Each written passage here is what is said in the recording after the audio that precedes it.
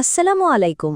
জানিয়ে দিব এই মুহূর্তে হাতে পাওয়া সর্বশেষ ভয়ঙ্কর কিছু আন্তর্জাতিক বাংলা সংবাদ। শুরুতেই থাকছে সংবাদ শিরোনাম।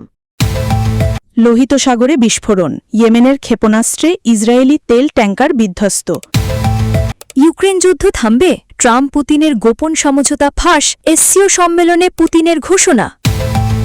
আফগানিস্তানে ভয়াবহ ভূমিকম্প, ৮০০+ নিহত, হাজারো আহত। আল আকসা মসজিদের নিচে গোপন খনন, ইসরায়েলের বিরুদ্ধে ফিলিস্তিনের গুরুতর অভিযোগ। স্নায়ুযুদ্ধ নয়, বহুপাক্ষিক সহযোগিতা, এসসিও সম্মেলনে শি জিনপিংয়ের বার্তা।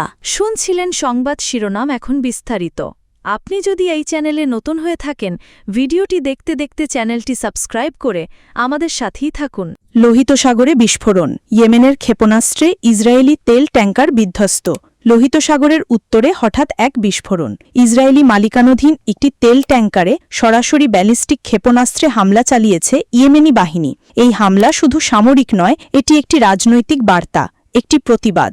ইয়েমেনের সশস্ত্র বাহিনীর মুখপাত্র ইয়াহিয়া সারি জানিয়েছেন, এই অভিযান গাজা উপত্যকায় চলমান অবরোধ ও গণহত্যার বিরুদ্ধে প্রতিক্রিয়া হিসেবে চালানো হয়েছে। তিনি বলেন, নিপীড়িত ফিলিস্তিনিদের প্রতি সংহতি জানাতে এবং ইসরায়েলি নৌ চলাচলে নিষেধাজ্ঞা জোরদার করতে এই হামলা হয়েছে। ব্রিটিশ সামুদ্রিক নিরাপত্তা সংস্থা এমরে জানায়, সৌদি আরবের ইয়ানবু বন্দরের দক্ষিণ পশ্চিমে লাইবেরিয়ার পতাকাবাহী একটি ট্যাঙ্কারে বিস্ফোরণ ঘটে। যদিও ক্ষয়ক্ষতির বিস্তারিত এখনও প্রকাশ হয়নি, এই ঘটনায় আন্তর্জাতিক জলপথে উত্তেজনা নতুন মাত্রা পেয়েছে।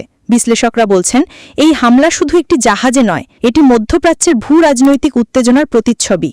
ইসরায়েল হামাস সংঘাত, গাজার মানবিক সংকট এবং ইয়েমেনের হুথি বাহিনীর সক্রিয়তা সব মিলিয়ে এই অঞ্চল এখন এক বিস্ফোরণপ্রবণ বাস্তবতায় দাঁড়িয়ে। আন্তর্জাতিক সম্প্রদায় এই ঘটনার পর নতুন করে নিরাপত্তা ও কূটনৈতিক পদক্ষেপ নিতে পারে। লোহিত সাগরের ঢেউ আজ শুধু জল নয়, তাতে মিশে আছে ক্ষোভ, প্রতিবাদ আর প্রতিরোধের বার্তা। এই হামলা কি শান্তির পথে বাধা, নাকি ন্যায় বিচারের দাবি? সময়ই বলবে। ইউক্রেন যুদ্ধ থামবে, ট্রাম্প পুতিনের গোপন সমঝোতা ফাঁস, এসসিও সম্মেলনে পুতিনের ঘোষণা। বিশ্ব রাজনীতিতে নতুন মোড়, রাশিয়া ইউক্রেন যুদ্ধ কি শেষের পথে? এসসিও সম্মেলনে পুতিনের বিস্ফোরক ঘোষণা। তিনি ও ট্রাম্প নাকি গোপনে একটি সমঝোতায় পৌঁছেছেন, যা ইউক্রেন সংকটের সমাধানের পথ খুলে দিতে পারে। চীনের তিয়ানজিনে অনুষ্ঠিত এসসিও সম্মেলনে পুতিন বলেন, আলাস্কা বৈঠকে ট্রাম্পের সঙ্গে কিছু গুরুত্বপূর্ণ আন্ডারস্ট্যান্ডিংস হয়েছে, যা যুদ্ধ বন্ধের সম্ভাবনা তৈরি করেছে।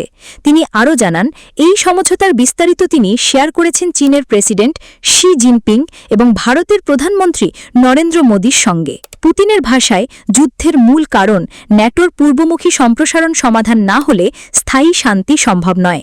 তিনি পশ্চিমা দেশগুলোকে দায়ী করেছেন ইউক্রেনকে ন্যাটোর খাঁচায় ঢুকিয়ে রাশিয়ার নিরাপত্তা হুমকির মুখে ফেলার জন্য। এই ঘোষণার পর আন্তর্জাতিক মহলে জল্পনা তুঙ্গে। ট্রাম্প পুতিনের গোপন বৈঠকে কী আলোচনা হয়েছে? ইউক্রেন কি ন্যাটো সদস্যপদ থেকে সরে আসবে? পশ্চিমা নিষেধাজ্ঞা কি শিথিল হবে? চীন ও ভারত, রাশিয়ার প্রধান তেল ক্রেতা, এই শান্তি উদ্যোগকে সমর্থন জানিয়েছে। তবে ইউক্রেনের প্রেসিডেন্ট জেলেন্সকি এখনও কোনো আনুষ্ঠানিক প্রতিক্রিয়া দেননি। বিশ্ব এখন তাকিয়ে আছে, এই গোপন সমঝোতা কি সত্যি যুদ্ধ থামাবে, নাকি এটি শুধুই আরেকটি কূটনৈতিক নাটক? এসসিও সম্মেলনের এই ঘোষণা হয়তো ইতিহাসের মোড় ঘুরিয়ে দিতে পারে, অথবা আরও একবার প্রমাণ করবে রাজনীতি কখনোই সরল সমীকরণ নয়। আফগানিস্তানে ভয়াবহ ভূমিকম্প, ৮০০+ নিহত, হাজারো আহত। জাতিসংঘের জরুরি বার্তা। আফগানিস্তানে আবারও প্রকৃতির ভয়ালো থাবা। গত মধ্যরাতের ঠিক আগে শক্তিশালী ভূমিকম্পে কেঁপে উঠেছে কাবুল থেকে ইসলামাবাদ পর্যন্ত বিস্তৃত অঞ্চল। প্রাথমিক হিসেবেই নিহত ৮০০ জন, আহত হাজার হাজার। মার্কিন ভূতাত্ত্বিক জরিপ সংস্থা জানায়, প্রায় ১২ লাখ মানুষ এই কম্পন অনুভব করেছেন।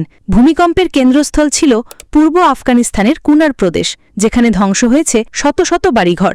তালেবান সরকারের মুখপাত্র জাবিউল্লাহ মুজাহিদ জানিয়েছেন, কুনারে ৮০০ জনের মৃত্যু হয়েছে, আহত হয়েছেন ২৫০০ জনের বেশি। নাঙ্গারহার প্রদেশেও প্রাণহানি হয়েছে, আহত হয়েছেন শতাধিক। জাতিসংঘের অভিবাসন সংস্থা জানিয়েছে, দুর্গম এলাকায় রাস্তাঘাট বন্ধ থাকায় উদ্ধার কাজ ব্যাহত হচ্ছে। প্রতিরক্ষা মন্ত্রণালয় জানিয়েছে, ৪০টি বিমানে উদ্ধার অভিযান চালানো হয়েছে। স্থানীয়রা বলছেন, শিশু আর নারীদের কান্নায় আকাশ ভারী হয়ে উঠেছিল। এমন ভয় আমরা কখনো দেখিনি। আফগানিস্তানে প্রায় ভূমিকম্প হয়, বিশেষ করে হিন্দুকুশ পর্বতমালায়। এই অঞ্চলটি ইউরেশিয়ান ও ভারতীয় টেকটনিক প্লেটের সংযোগস্থল, যা ভূমিকম্পপ্রবণ। গত বছর হেরাত প্রদেশে ৬.৩ মাত্রার ভূমিকম্পে ১৫০০ জনের মৃত্যু হয়েছিল। এইবারের কম্পনের পর সারা রাত ধরে আফটারশক অনুভূত হয়েছে, যার মধ্যে একটি ছিল 5.2 মাত্রার। জাতিসংঘ মহাসচিব আন্তোনিও গুতেরেস আফগান জনগণের প্রতি সংহতি প্রকাশ করেছেন। এই দুর্যোগে আন্তর্জাতিক সহায়তা কত দ্রুত পৌঁছাবে সেটাই এখন সবচেয়ে বড় প্রশ্ন। আফগানিস্তান আজ শুধু ধ্বংসের মুখে নয়, মানবিক সহায়তার এক জরুরি আহ্বানে দাঁড়িয়ে। আল আকসা মসজিদের নিচে গোপন খনন, ইসরায়েলের বিরুদ্ধে ফিলিস্তিনের গুরুতর অভিযোগ। জেরুজালেমের হৃদয়ে আবারও উত্তেজনা। আল আকসা মসজিদের নিচে গোপন খনন কাজ চালাচ্ছে ইসরায়েল, এমন অভিযোগ তুলেছে ফিলিস্তিন প্রশাসন। এই খনন শুধু ধর্মীয় নয়, ঐতিহাসিক ও রাজনৈতিকভাবে ভয়াবহ পরিণতির দিকে এগোচ্ছে।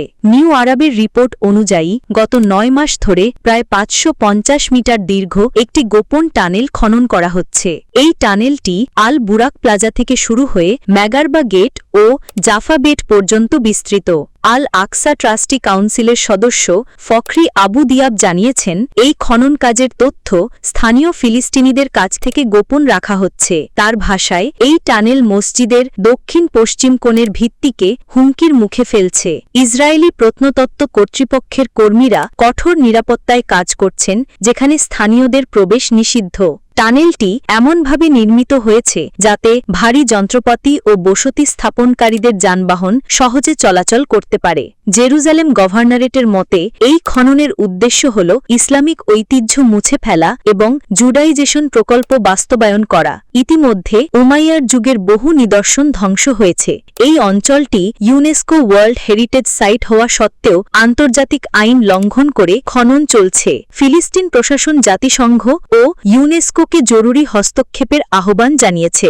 আল আকসা শুধু একটি ধর্মীয় স্থাপনা নয়, এটি ইতিহাস, সংস্কৃতি ও বিশ্বাসের প্রতীক।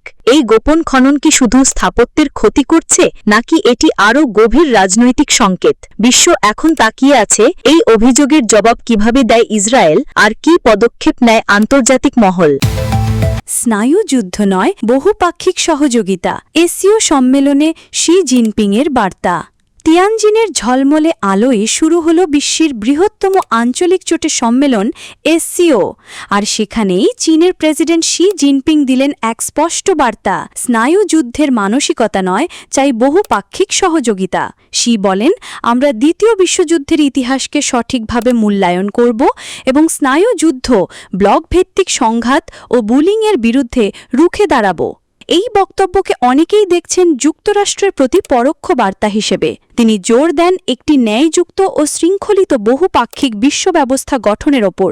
এসসিওর 10টি পূর্ণ সদস্য চীন, Bharat, Russia, Pakistan, Iran, Kazakhstan, Kyrgyzstan, Tajikistan, Uzbekistan ও বেলারুস প্রায় অর্ধেক মানবজাতিকে প্রতিনিধিত্ব করে। শি জিনপিং বলেন, এই জোটকে হতে হবে গ্লোবাল সাউথের কণ্ঠস্বর, শান্তি ও উন্নয়নের রক্ষাকবচ। এই জোটকে চীন ব্যবহার করছে একটি বিকল্প বিশ্ব ব্যবস্থা গঠনের মঞ্চ হিসেবে, যেখানে পশ্চিমা আধিপত্যের বাইরে একটি নতুন ভারসাম্য প্রতিষ্ঠা সম্ভব। শি জিনপিংয়ের বার্তা ছিল স্পষ্ট, বিশ্বকে আর বিভক্ত নয়, যুক্ত হতে হবে। এসসিও কি সত্যিই বহুপাক্ষিক সহযোগিতার নতুন দিগন্ত খুলবে, নাকি এটি কেবল আরেকটি কূটনৈতিক প্রতিযোগিতার মঞ্চ? বিশ্ব এখন তাকিয়ে আছে এই সম্মেলনের প্রতিধ্বনি কতদূর পৌঁছায়।